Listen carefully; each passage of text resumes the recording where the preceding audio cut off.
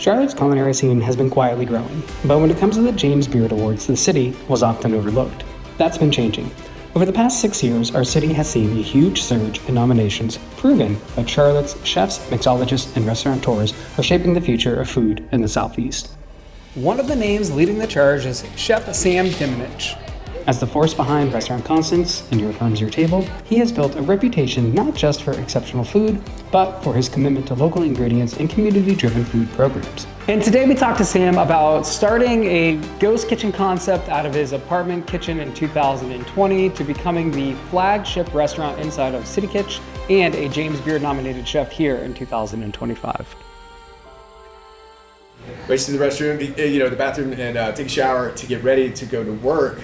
And Natalie comes running in the restroom, socks on, like sliding across the tile floor, cell phone in her hand. And I'm like, what's happening right now? And she says, James Beard. And I was like, Nat, what? I was like, I got your work, stop. And so essentially that's how I found out about it. Immediately, just broke down, was absolutely emotional. I didn't see it coming. I didn't even know they were announcing it. It's not really something that we, that's on our radar. It's not really why we do what we do anyway. So it was a super shock, and but I was also super happy, man. I'm super happy for the team, and it's good. I think it's healthy, and I think it's good to put your head down. We've been working 5 years straight, man, and to look around every once in a while and know that you're acknowledged and the work that you're doing is getting results. People are paying attention.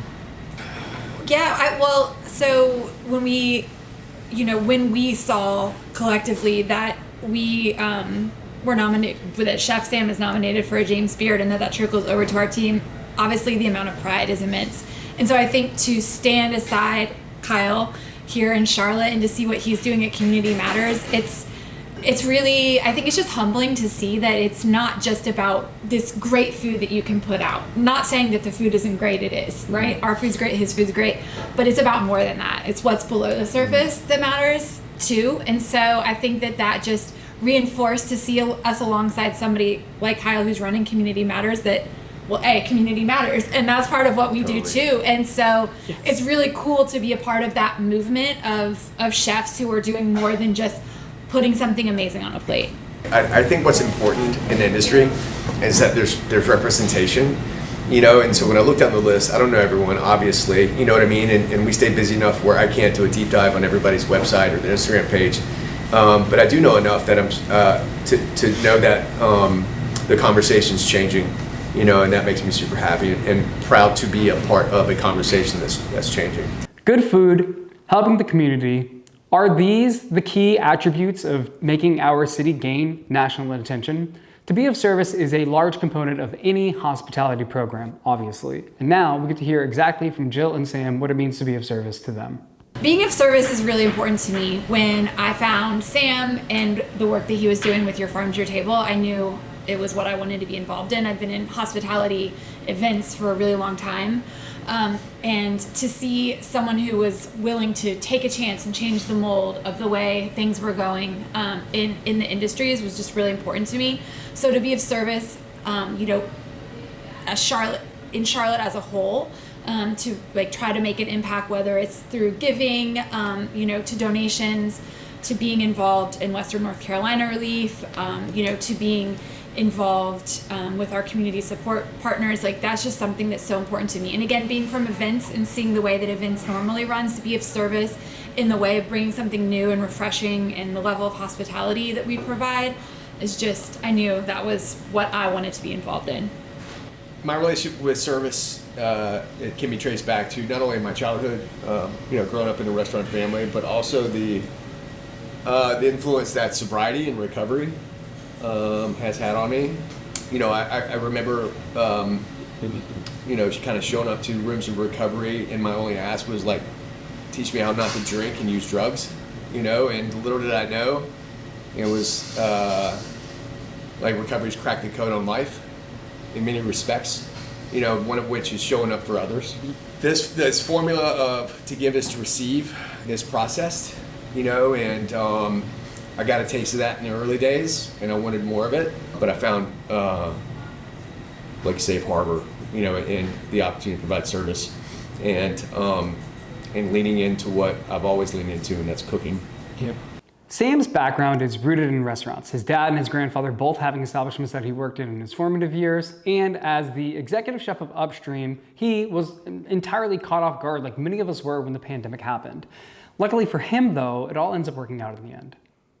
My journey to City Kitch via Upstream, first of all, Upstream took a chance on me, and I'd been there in the mid-2000s. It was a huge part of, it still is a huge part of who I am, the people I worked for and with. When Upstream closed, there was nothing, you know what I mean? Like, we're all just, good luck, and so, I walked away from that scenario really with a lot of it was super painful, to be honest with you. Like, it wasn't fun. It just wasn't, I have to be honest with you about that. And I realized then that, I've been betrayed by the industry that I had committed to and given my heart and soul to for decades. And so I left Upstream and I went to Amazon.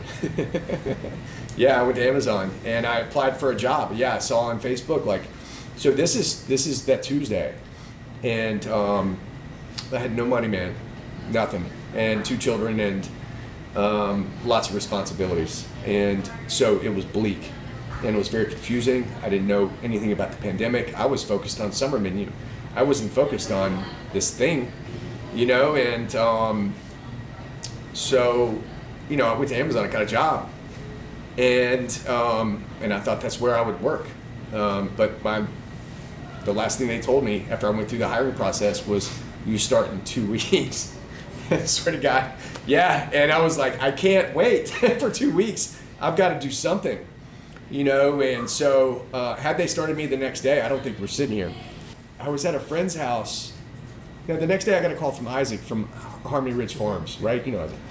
And he just sounded desolate, man. You know what I mean? He just lost 36 wholesale counts. This is spring, this is March of 20, and so he's harvesting spring crops and summer's going in the ground. This dude doesn't know how he's gonna make it to his next proverbial paycheck. And I was stung by that. And of course, I'm processing everything that I just experienced. And so I think the day after that, I was in Waxhaw, and I was cooking at a friend's house. I had Isaac's vegetables. I was grilling them, and I had this meat over here, and I had this veggies over here, and I'm in this neighborhood, and I'm like, dude, it would be so cool if I could just cook for these people. I could go to Isaac's farm, buy whatever he has, take it back to my apartment in Cotswold, lay it all out, engineer a 3-course menu. Mm-hmm. And so that's how all this began.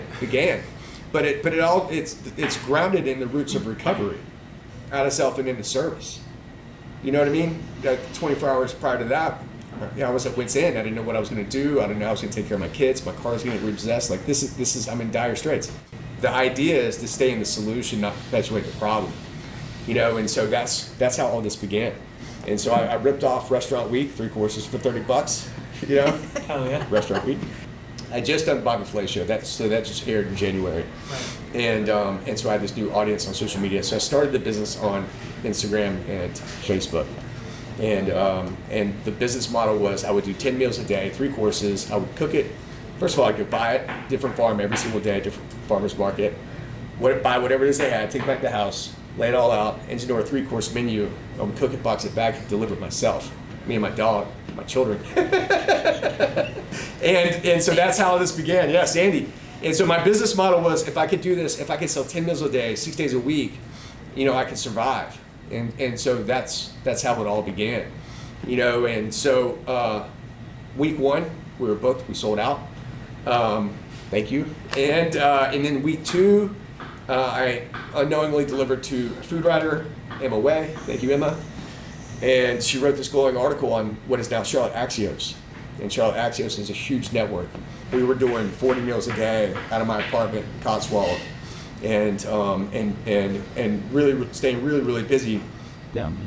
And I was concerned that the health department would show up. And so I started making phone calls, and one of them was to City Kitch. And to be honest with you, it wasn't working out. And this is a cool part of the story with City Kitch. It wasn't working out. And I said, thanks, but no thanks. And I had another location And the night before I was moving out of my apartment into this new location, Dana and I think Natalia called me back and were like, "We love what you're doing. Let's work together on this." And so we did. And so in September 2020, I moved in here. If you've ever worked in hospitality before, you know crushing 40 meals out of an apartment kitchen just can't be a sustainable thing, not only for food safety, but of course for the logistics must have been a nightmare. Hats off to Chef Sam Diminich and all the work that he did to make that happen in the early days. I mean, you figure it out, right? I mean, as he said, you have to do what you have to do, especially when your back is against the wall and when these farmers are expecting checks. But Sam knew that working out of his tiny little apartment kitchen wasn't going to be a long-term solution. Thus, City Kitchen enters the chat. And for those of you who don't know, City Kitch is located here in Charlotte, North Carolina and in Greensboro, North Carolina. And they are a shared communal kitchen space that allow restaurateurs, potential chefs, a very low barrier of entry to get into an organization where they can have a professional kitchen, trial and error, concept that they're working on, and be successful with the team that the City Kitch has that helps them along the way. City Kitch provides marketing, partnerships, and growth opportunities to chef members. And Sam's story on entry level to ambassador is a bit choppy. And the events division was born because this lady who used to eat at Upstream called me, cold called. I didn't know her. And I think I put my number on social media just so people could contact me for the business, for your farm to table delivery. And she was, and so this is, again, I think this is July or June of 20. And she said, "Look, man, I am trying to get my daughter married.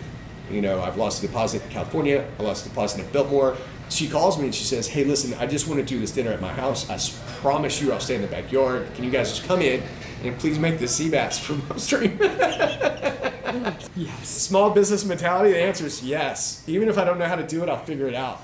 And so that's how the events division was born. So by the time we got here, we're doing events and we're doing meal delivery, and the wheels are starting to turn a little bit. And then soon after that, Christian McCaffrey called me. "Yeah, man," and was like, "Yeah, I need a personal chef." And I was like, We do that. We can handle that. What you need?" He's like, three meals a day, breakfast, lunch, and dinner. No gluten, no dairy. And he loved what we were about. And he had just finished up that one season where he got injured the first time and was kind of starting from ground zero and working his way back up. And so off we went. So now we have meal delivery, personal chef service, and events. And we're rolling. We get a call from McLeod, which is a treatment center here. Treatment center, that was an outpatient program. And again, it wasn't a call, it was an email. An email, if I remember correctly, the email went to an email account that we didn't use anymore. So it was a cool, it was wild how all this came together. And they were looking for somebody they weren't happy with their food service provider, and they were looking for somebody new. And so instantly, and it's like, yes, absolutely, let's take farm to treatment center and make an impact on people going through their biggest challenge of their lives. I've been there. I know exactly what that's like, and it would be so cool for my life and what I do professionally to come full circle and make an impact on people trying to get sober. All right, for everybody who's taking notes, we have 4 lines of business so far. We have the meal delivery establishment, we have the outpatient treatment centers that he has covered, we have events, and we have personal chefing. And we haven't even gotten into talking yet about Restaurant Constance, the flagship restaurant attached to the City Kitch that Sam ends up getting James Beard recognition for. Sam Hart, he was in that hallway in there. He was walking one way and I was walking the other way. And he was looking at his phone. I'm quite sure I was looking at mine. And he says, "Man, I'm looking for a bigger space. If you know anybody wants to sublease the restaurant, let me know." And I just walked by him and I said, "I guess I'm opening a restaurant." That's how the restaurant came to be.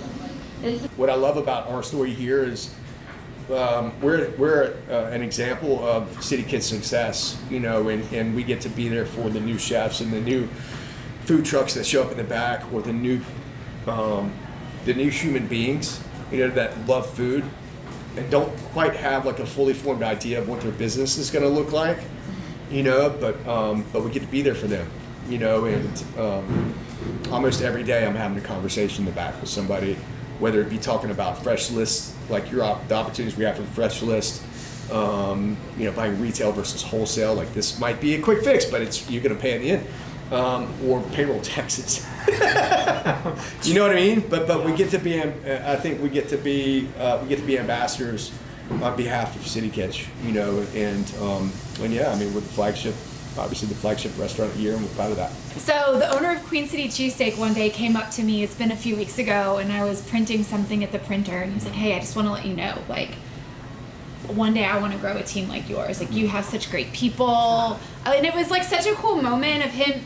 And it was like one of those moments where we're always going a million miles an hour. So to know that people are watching is really cool. We're all watching each other, how we do things, you know, the people that we employ, just, you know, taking a minute to say hello, even if you're like, you know, kind of crazy. You know, there's something about, I think, you know, just food service professionals and how we have this certain allegiance to each other. You know, I want to see everybody succeed, and so you'll see that a lot of times in the back there.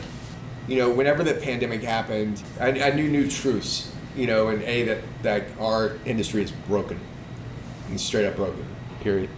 And then the other thing was I didn't have a restaurant to go to anymore, and so I set out on this journey to go to farms and spend like days with them. And so I quickly realized, like, the industry that I had been a part of and participated in, and the messaging was backwards.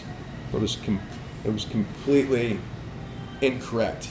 You know, and for years, it was the chef that always took center stage, always, and it still is, and it drives me freaking nuts, man. Without great ingredients, you can't make great food. Like, this is the way it is. And spending time with farmers on their farm, I quickly realized that these people are committed in ways that we aren't. We just aren't. We're not doing it, you know, and they're doing it for community. They're doing it for altruistic reasons and intentions that are grounded in service. And they might get paid, they might not get paid.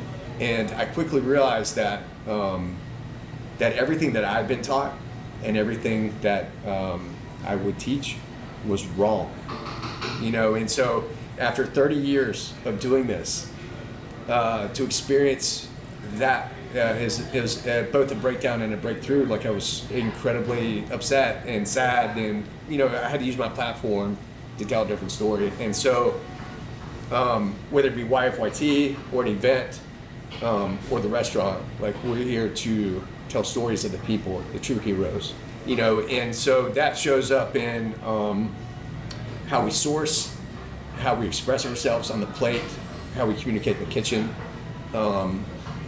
you know, and how we will do anything and everything we can to make sure that the mom and pop farmers that you partner with between here and the mountains, their story has visibility, and, you know, their position in the community is elevated. It's a lot of things, you know, when it comes down to sourcing the ingredients. But most importantly, it's to make sure that whoever walks in our doors, whatever space that is they know that we care about them.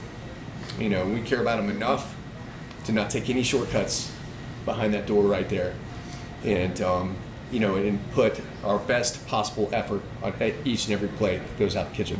And, you know, one of some really cool moments for me, last summer we did our summer dinner series with our farmers. We highlighted 2 farmers every month, and it was just a really cool way for us collectively as a team, and the larger community to really get to hear from farmers and get to know more about what they're doing, what it takes, what they love, what they hate, and to reinforce the messaging of buying local, buying direct from the farmers, and what that means to them personally, and how that helps our environment and our, you know, just everything that goes into it. That was a really cool experience that I hope we do again. Every decision that we make here at Fresh List starts with one question: does it help the farmer? Having a relationship with the chef in which this farm is serving absolutely helps the farmer and the chef. And that was something that Fresh List never wanted to get in the middle of. We always wanted our chefs to know their farmers and to know the work that we were doing here. And as we'll hear from Jill, having Fresh List on your side can be very important depending on the scale of your organization. Yeah, it's interesting. We were actually just talking about how Fresh List has helped, but an example I'll use is we run catering by Beaumont, which is they own Beaumont venues, owns several event venues here in Charlotte, and we run their catering for them. And so sometimes it's trying to source locally as much as we might need for a 300-person dinner.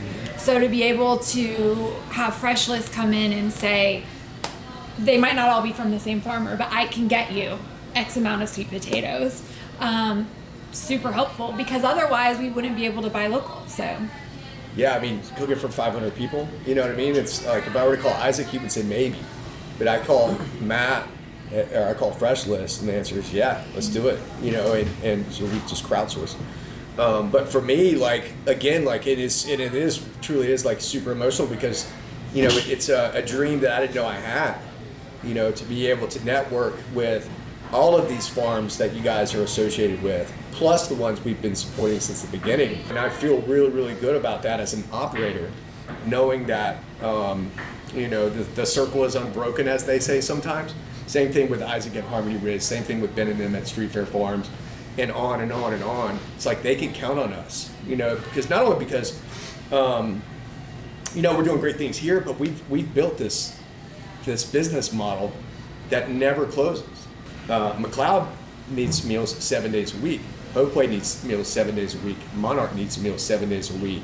We're super proud of that, and we think that's one of the many things that distinguishes us as a restaurant group from every other restaurant group in Charlotte and beyond. Being active in your own advancement and understanding that you don't have to have all the answers, and that not only are there people, but there are methods of teaching yourself the things that you don't know, all seem like amazing principles, not only for Your Farms, Your Table to run their organization on, but just for life in general. And we wanted to end cap this interview with a sort of a different note here. We wanted to give Sam time and an additional platform to talk about the work that he does with Ben's Friends. For those of you who don't know, Ben's Friends is an organization rooted in sobriety. And as you can tell throughout this whole interview, sobriety is a huge undertone to the person and the success that Sam Diminich has experienced in his own life. And we would be remiss to not take a few minutes to acknowledge the organization and the work that he does with this organization and how truly life-altering it can be. I think that's something that Sam taught me early on, and something that I've heard, throughout my life, but something that's become super important to me in my day in, day out, that I would give to anyone, is to do the next right thing. To follow your heart, to see like, hey, where is there a need? Where is there, where can I pivot? Pivoting is so important. And so just doing the next right thing, looking inward and keeping it going. Really, honestly, like here within our four walls, whatever four walls we operate in, our culture is super important. Like we have just a couple of like non-negotiables. Like you have to participate in your own advancement. You know what I mean? You talk to each other, not at each other. Like that's huge. Like mutual respect is everything here. But I think more than anything, man, I would have to say, just believe in yourself. Like I believe in myself. My parents, my grandparents taught me to work. And through that work ethic, I think you gain knowledge. And that equips you with, I think, a certain set of, a little bit of wisdom, but also enough perspective to be able to comprehend, like, whatever you don't know, you can learn, and it's okay to make a mistake. You know what I mean? Like, it's one of those things where it's like, you don't have to be right all the time. That's cool. It's going to be okay. Through sobriety, like, everything is possible, and it's interesting, it's been all these years in the industry, and, for example, we get fishing from the West Coast for tuna. It comes in, it's iced, it's wrapped. We have like 5 people all arms out. You know what I mean? Like we take this tuna to the walk-in and place it in ice, right? And or Fresh List shows up. We have eggs. 5 people, eggs to the walk-in. Carefully, don't fucking move. You know what I mean? Stay out of the way. How about we offer that same care to ourselves, right? And show up for each other. Mm-hmm. And whether it be substance abuse, whether it be alcoholism, whether it be mental health distress or challenges, how about we take a look at that conversation and dig a little deeper, and so that we provide ourselves a sustainable platform to operate on, and a better tomorrow than today. And so that's really what Ben's Friends is all about. I mean, the roots run deep, and the story is out there for people to read, but what it comes down to is that everything that you see that's in my life, whether it be my family, whether it be Jill, whether it be this restaurant, there's an army of people in the back cooking, you know what I mean? In 5 short years, we employed 50 people. It's all channeled through recovery and sobriety, and so that is a relationship that I am insistent on nurturing, and we get to do that here at Table 15 every Monday morning at 11 a.m. And then 7 days a week online, and all the information's on bensfriendshope.com. But we have between 12 and 15 food service professionals here every Monday. You know what I mean? And they just roll on up, and we get to bare our souls, for an hour and 15 minutes, about what's troubling us, what's going well. You know what I mean? Sometimes we can complicate that. You know what I mean? Like we like challenges, but sometimes you get to the plateau and you don't know what to do with yourself, and so we get to navigate life through recovery together, and if there's one thing I've learned is that I can't do this on my own, and it takes a collective, and we show up as a collective every Monday at 11 a.m. inside Restaurant Constance. One of the most rewarding parts about being a part of the team here at Fresh List is that we sit in this incredible Venn diagram. On one side, we have farmers who are some of the most hardworking people I've ever met in my life. And on this other side of this Venn diagram, we have chefs, restaurateurs, and everybody else who's attached to the hospitality scene here inside of Charlotte, such as our friends over at the City Kitch. And if you want to be involved, reach out to these organizations and figure out what it is that makes sense for you. Figure out the thing that you're excited about to be a part of, because our city needs you. We are on this precipice of becoming such a cooler city to be a part of. We've seen it grown over the past couple of years, and to be at Fresh List is a fantastic thing, to be able to watch all of these different dreams come true, to be able to support our farm friends, and to be able to be advocates for our restaurants and our chefs who we believe in inside of the city. For more information on how you can be involved in Fresh List, check out our website, www.freshlist.com. Make your dinner reservation over at Restaurant Constance. Get some meals delivered to your house. Go check out the hard work that our friends are doing over at City Kitch to support one of the many restaurants that are inside of there trying to make their own name for themselves. As always, thank you for watching. Thank you for being a part of our community, a part of our city, and a part of this conversation. We'll see you next time.